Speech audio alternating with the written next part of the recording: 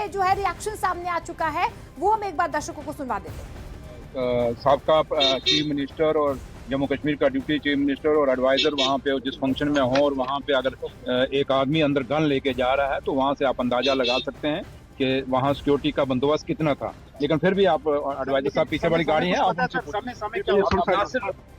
आप हमारे लीडर और कायदेसानी डॉक्टर फारूक अब्दुल्ला साहब, उनके साथ मैं और नासिर साहब, हम तीनों थे। तो आप नासिर साहब से पूछ लीजिए, पूरी आपको डिटेल में बताएंगे। नासिर पीछे वाली गाड़ी। सर कोई जख्मी तो नहीं हुआ? नहीं, बचाव हो गया है, लेकिन अब आप सिक्योरिटी को पुलिस को पूछिए कि इतना बड़ा लैप्स कैसे हुआ है, लेकिन नासिर साहब से आप पूरा बयान। शादी फंक्शन कहाँ था सर? ये रॉयल पार्क में ग्रेटर क्लास छोड़ रहा, कोई भी कहीं भी लोकल पुलिस का कोई भी नुमाइंदा नहीं था, कोई भी आदमी नहीं था, और एक बहुत बड़ा सिक्योरिटी लैब्स है जहाँ साबका चीफ मिनिस्टर और जम्मू कश्मीर का डिप्टी चीफ मिनिस्टर और एडवाइजर वहाँ पे जिस फंक्शन में हो, और वहाँ पे अगर एक आदमी अंदर गन लेके जा रहा है तो वहाँ से आप अंदाजा लगा सकते हैं कि वहाँ सिक्योरिटी का बंदोबस्त कितना था। लेकिन फिर तो डिप्टी सीएम की तरफ से देखिए साफ तौर पर कहा जा रहा है कि सिक्योरिटी लैप्स था यहाँ पर, सुरक्षा व्यवस्था पर वो सवाल खड़े कर रहे हैं। उनकी तरफ से कहा गया था कि कोई भी पुलिस का नुमाइंदा यहाँ पर नहीं था। कोमल लगातार हमारे साथ बनी हुई है। कोमल, हम सीसीटीवी फुटेज लगातार न्यूज 18 इंडिया पर एक्सक्लूसिवली दिखा रहे हैं।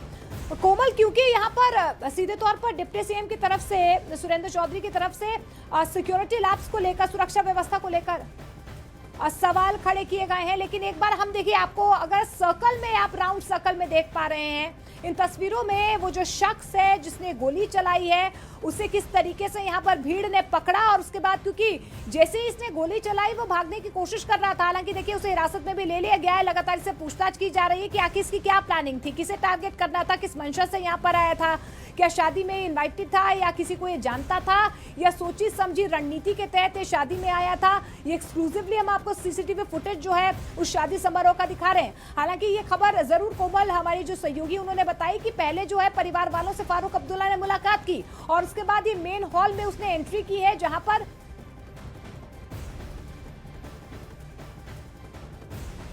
उसके बाद वो हॉल में दाखिल होते हैं। और हॉल की ये तस्वीरें हम आपको दिखा रहे हैं कि जैसे ही फारूक अब्दुल्ला हॉल में आते हैं जहां पर दूल्हा दुल्हन थे, उसके बाद आप देखिए शख्स पीछे से चलते हुए आता है और उसके बाद फायरिंग करता है।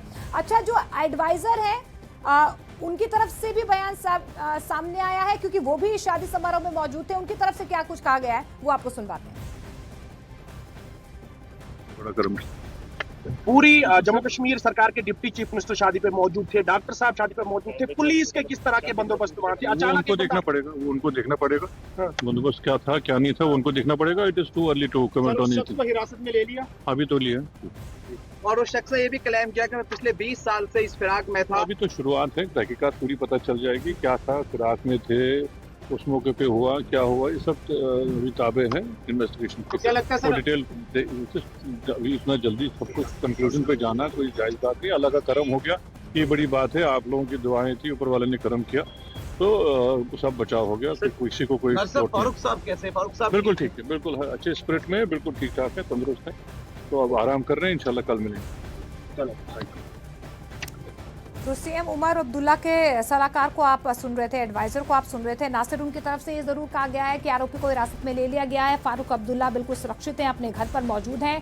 दो तस्वीरें हम आपको दिखा रहे हैं। देखिए, पहली तस्वीर उस शादी समारोह की तस्वीर है जहां पर ये फायरिंग होती है। आप देखिए कि किस तरीके से यहाँ पर हॉल में एंट्री करते हैं फारूक अब्दुल्ला, और जिस काफिले के साथ वो इस हॉल में एंट्री करते हैं शादी समारोह में, उसी काफिले के साथ जो है पीछे से ये शख्स आता है और उसके बाद फायरिंग करता है, भागने की कोशिश करता है। हालांकि देखिए उसे धर दबोच लिया जाता है और पुलिस जो है फिलहाल उससे पूछताछ भी लगातार कर रही है। हालांकि ये भी जानकारी मिल पा रही है कि बहुत पहले से उसने ये प्लानिंग की है।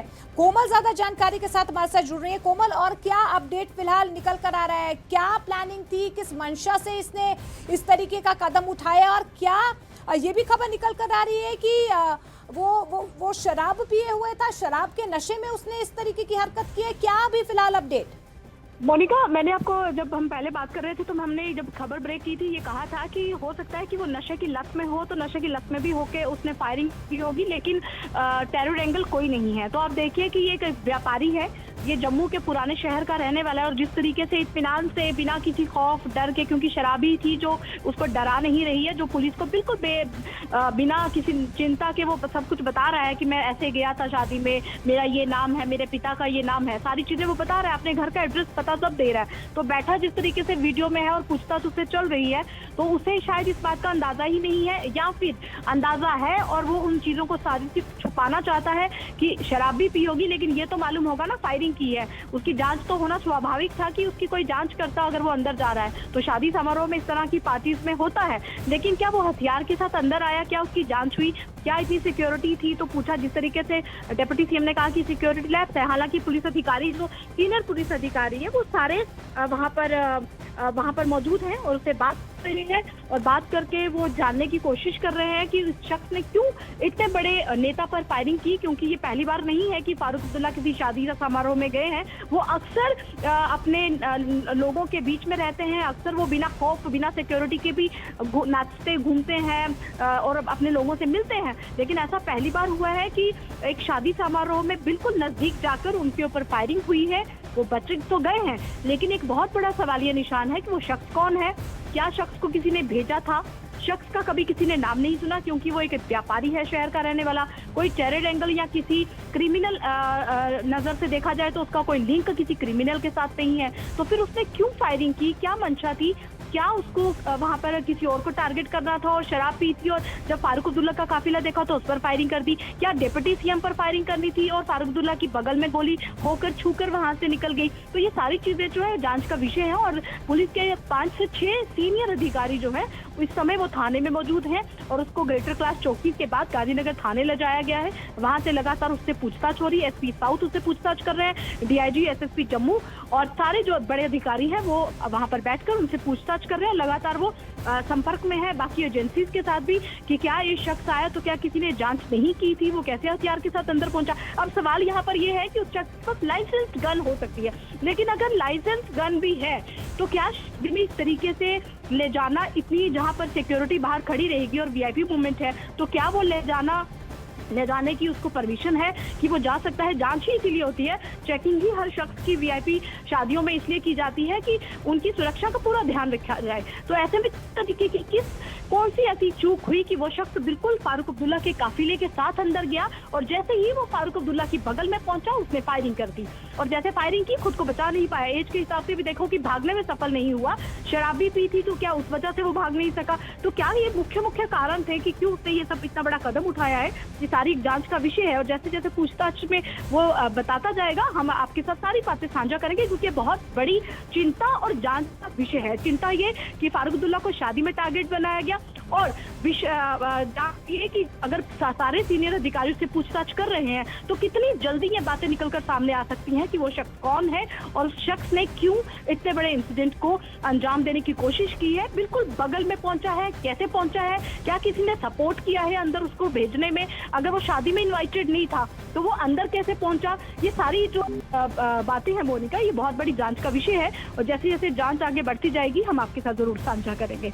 जी मोनिका। बिल्कुल कोमल, और जिस तरीके से हम तस्वीरों में देख भी पा रहे हैं, क्योंकि डिप्टी सीएम यहाँ पर मौजूद थे और तमाम डिग्निटरीज यहाँ पर मौजूद थे, सिक्योरिटी उनके साथ चल रही थी, लेकिन अब पुलिस का कोई नुमाइंदा नहीं था। डिप्टी सीएम की तरफ से भी इस बात को लेकर सवाल खड़े किए गए। सुरक्षा में चूक हुई है और बहुत बड़ी चूक हुई है, ये भी जांच का विषय है, लेकिन इतनी प्रॉक्सिमिटी से आकर फारूक अब्दुल्ला के इतने पास आकर इस तरीके से फायरिंग करना, ये भी अपने आप में कई सवाल यहाँ पर खड़े कर रहा है। लेकिन जिस शादी समारोह में ये आया था, क्या आपकी कोई बातचीत अब तक हो पाई है या उनसे कोई पूछताछ अब तक हो पाई हो कि क्या ये इनवाइटेड था शख्स? क्या कोई जो शादी में मौजूद थे लोग वो इसे जानते थे? देखिए मोनिका, जिस तरीके से आपने सीसीटीवी फुटेज में देखा है, क्लियर दिख रहा है कि जैसे ही फारूक अब्दुल्ला एंटर कर रहे हैं पैलेस के अंदर, मतलब हॉल के अंदर जैसे उन्होंने एंटर करा है, तो उनके साथ सिक्योरिटी तो है ही, उनके साथ सिक्योरिटी कम, लेकिन उनके अपने नेता जरूर साथ हैं। क्योंकि ज्यादातर क्या होता है कि जब इस तरह की शादियों में 1 से 2 सिक्योरिटी वाले साथ रहते हैं, बाकी सिक्योरिटी बाहर रहती है, जो हथियारों वाली सिक्योरिटी उनके बाहर रहती है और बाकी अंदर आ जाते हैं। तो ऐसे में आपने देखा 10 से 12 तो उनके अपने ही नेता है, एक डिप्टी सीएम है। डिप्टी सीएम की सिक्योरिटी उस समय बाहर थी। लेकिन सवाल यहाँ पर इसलिए खड़े हो रहे हैं कि अगर इतनी वीआईपी शादी थी तो उसके नजदीक या आसपास या यहाँ हॉल के अंदर पुलिस मौजूद रहनी चाहिए कि नहीं रहनी चाहिए। तो अक्सर ऐसा होता है कि वीआईपी शादी में पुलिस चारों तरफ मौजूद रहती है और आने जाने वाली की चेकिंग करती है। सवाल ये कि वो इतनी भीड़ है, चाहे वो 15 लोग थे उनके साथ, चाहे 20 लोग थे, लेकिन अंदर हॉल में कितनी भीड़ थी और उस काफिले में वो कैसे बिल्कुल करीब आया। मैंने आपको पहले भी कहा कि जब वीआईपीज होते हैं वो उनके साथ सिक्योरिटी आसपास चारों तरफ रहती है। कोई भी अननोन चेहरा जब उनके सामने या उनसे बात करने की, वीआईपी से बात करने की कोशिश करता है तो सिक्योरिटी उनको रोकती है, बशर्ते जब तक कि वो नेता ना बोले कि हाँ इनको मेरे पास आने दो या बात करने दो। ऐसे में ये लग रहा है कि अगर सिक्योरिटी उनके साथ भी है तो पीछे से आया है। क्या किसी की नजर नहीं पड़ी उस शख्स पे, या फिर लगा कि इतनी भीड़ का फायदा उसने इसीलिए उठाया क्योंकि अक्सर ये सिक्योरिटी में रहते हैं, बुलेट प्रूफ गाड़ियों में ट्रैवल करते हैं, तो इस शादी समारोह में तो हर शख्स आया होगा। तो ऐसे में सिक्योरिटी को क्या धोखा लगा वहां पे कि ये शादी समारोह में आया होगा तो इसलिए हमारे साथ साथ चल रहा है। लेकिन बशर्ते उसने वो वहां पे कहीं आसपास होता, उसने बिल्कुल उस काफिले का साथ लिया, उस ग्रुप में वो शामिल हुआ। उस ग्रुप में जैसे ही वो फारूक अब्दुल्ला के ठीक बगल में पहुंचा वैसे ही उसने फायरिंग कर दी। तो वो प्लानिंग से आया था, तभी तो उसने फायरिंग की। बेशक यहाँ पर बातें सामने आ रही है जांच में कि उसने शराब पी रखी थी, लेकिन शराब पीकर गोली ही अगर उसने चलानी थी तो वहां पर और भी लोग मौजूद थे, इतनी बड़ी भीड़ थी, शादी समारोह था, सिंगल वो 10-12 लोग तो नहीं थे। फिर शराब पीकर उसने उस भीड़ में एंट्री करी और उसने सिर्फ फारूक अब्दुल्ला को ही क्यों टारगेट किया। तो यहाँ पर एक बहुत बड़े सवाल यहाँ पर खड़े हो रहे हैं। सिर्फ शराब पीकर गोली चलाई बात नहीं है, बात खत्म नहीं होती यहाँ पर।